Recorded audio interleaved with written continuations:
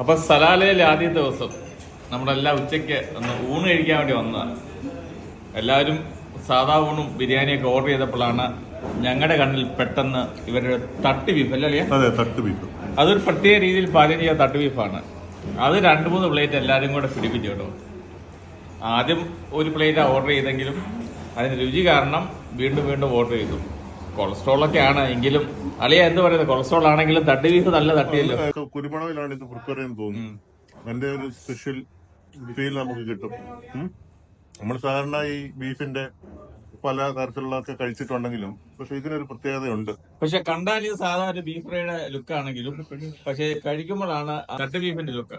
അളിയ എന്ത് പറയാ, തട്ട് ബീഫ് കഴിച്ചോ? ഞാൻ നേരത്തെ ട്രൈ ചെയ്ത അടിപൊളി.